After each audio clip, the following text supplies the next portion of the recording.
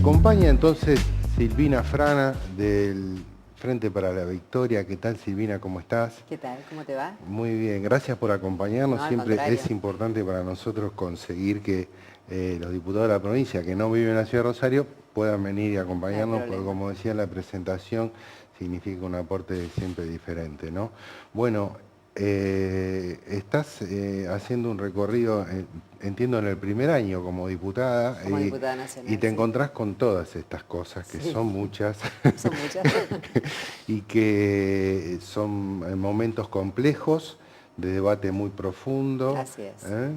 así En es. principio esta ley que tiene como tantas partes, digo, ya lo han debatido al interior del bloque, hay comunicaciones informales, obviamente que no, supongo que no hay decisiones definitivas de vamos a votar así o así, porque además se aspira a modificar algunos segmentos, supongo, de lo que se propone. ¿En qué estado está esa discusión? Bueno, esta ley entró la semana pasada, así que, digamos, el jueves tuvimos la primera reunión con algunos funcionarios. Y bueno, claramente es una ley que tiene tantísimas partes que desde el punto de vista legislativo está mal armada, digamos, porque tiene temas que merecerían leyes diferentes. Así que este es el primer planteo que ya se hizo y que, bueno, vamos a ver qué respuesta tiene. No se puede atar un blanqueo a una resolución de conflictos del sistema jubilatorio. Creo que en ese aspecto claramente merecerían dos leyes. Y bueno, esta vocación de pagar los juicios es una vocación que también se tiene desde siempre, porque también hay que decir que los juicios se venían pagando. Claro. Posiblemente se pretenda más celeridad, bueno, discutámosla. Se pretende revisar los montos mínimos de jubilación, debatámoslo. Hoy el tema de fondo es cómo se financia esta situación, porque por un lado tenemos un financiamiento dado a través de un blanqueo, cuyo resultado es incierto, porque no sabemos cuáles van a ser los resultados del blanqueo. Y por otro lado, otro esquema de financiamiento que tiene que ver con, digamos, tocar aquello que es el Fondo de Sustentabilidad Previsional. Y allí sí hay voces de varios frentes de la oposición que están en contra de esta situación, porque este fondo de alguna manera habilita a sustentar el sistema previsional en el tiempo. Claro, sí, bueno, sí, es un fondo aparte muy importante en su Claro que volumen. sí. Silvina, ¿y te parece esta pretensión que yo ya estoy viendo de Frente para la Victoria tendría de poder dividir la ley? ¿Habrá condiciones parlamentarias como para imponer algo de ese tipo? Digo, condiciones parlamentarias significaría para el Frente de la Victoria poder tener grados de acuerdo con el bloque justicialista, con el masismo. ¿O te parece que los acuerdos con esos sectores de oposición alcanzarían en principio para bloquear la posibilidad de la venta de las acciones del Fondo de Garantía de Sustentabilidad? Digo, ¿para qué podría alcanzar el acuerdo opositor? Porque recordémosle a la gente, la Alianza Cambiemos no tiene condiciones per se de imponer ninguna de estas leyes porque necesita algún grado de acuerdo, ya sea con estos bloques opositores nombrados o con un conjunto de pequeños bloques. ¿Cómo lo ves a eso? Yo creo que tal cual como vos lo dijiste, hay un criterio bastante unificado en cuanto a no tocar el Fondo de Sustentabilidad. Sí. Por lo menos lo hemos escuchado de muchos actores de los diferentes bloques y creo que en eso seguramente va a haber un esquema de acuerdos. Respecto al resto hay conversaciones entre los bloques. No nos olvidemos que esta ley se puso en debate recién el jueves. Claro. Y digamos, un legislador dijo, más que una ley ómnibus, una ley tren, porque tiene tantas partes. Y ese es el primer punto de discusión. Creo que no podemos supeditar una cosa a la otra, que hay cuestiones muy serias y está en juego algo que es muy importante y sí de largo plazo, que es el cumplimiento del sistema de seguridad social, que es responsabilidad exclusiva del gobierno nacional. Entonces, la sustentabilidad de este sistema en el tiempo.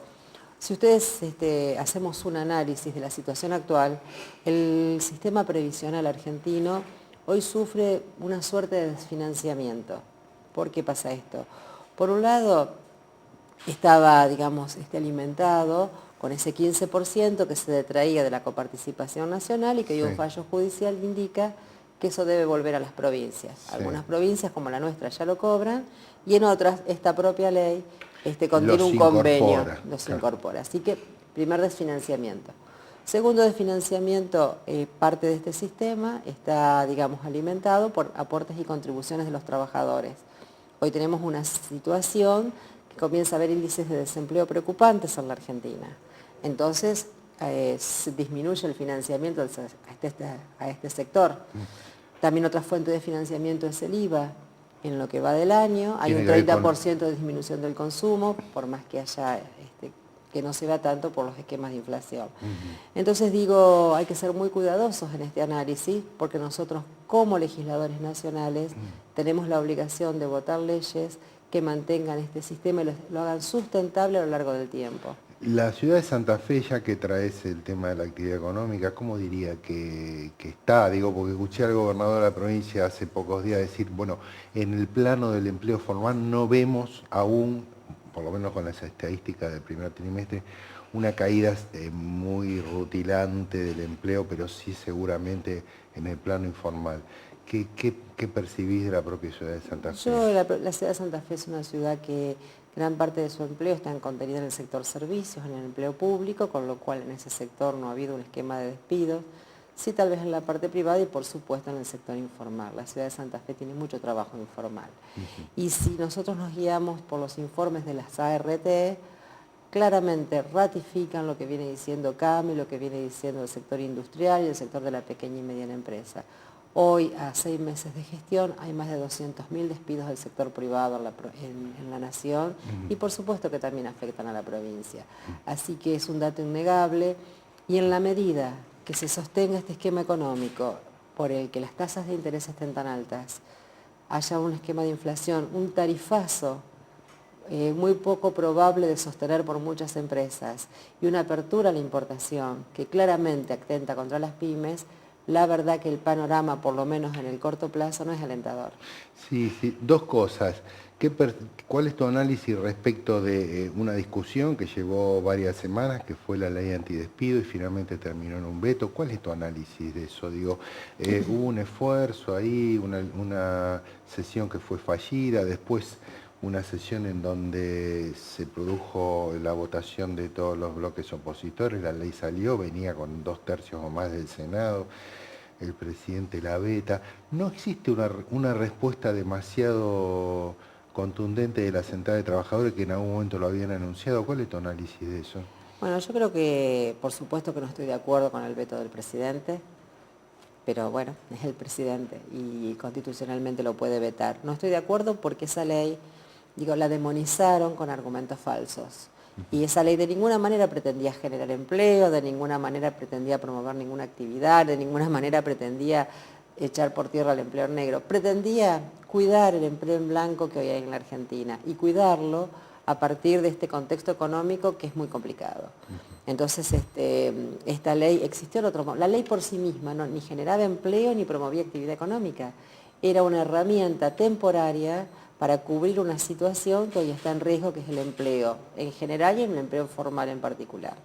Por eso digo que creo que fue un error el veto de la ley, creo que permitía, proteger un sector que debe protegerse y que por otra parte, de ninguna manera esa ley se aplicaba a los nuevos contratos de trabajo, era hacia atrás. Así que con mentiras, con demonizaciones, se echó por tierra una ley que protegía un sector. Y además, para echarla por tierra, se utilizó el argumento que había que proteger a las pymes.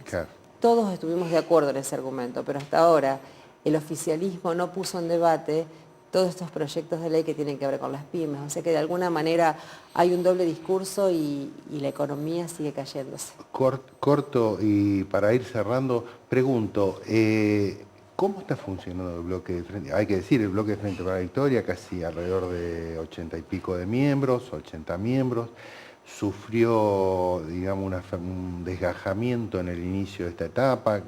17, 18 diputados se fueron a constituir ese bloque justicialista. Digo, hay un debate, ¿cómo se toman las decisiones? ¿Cómo se está viviendo esta transición de ese movimiento político que tuvo el gobierno, que ahora no lo tiene más, que tuvo este desgajamiento? ¿Está estabilizado eso? ¿Cómo lo ves, en el sentido, te parece que hay mucha distancia entre las distintas opiniones?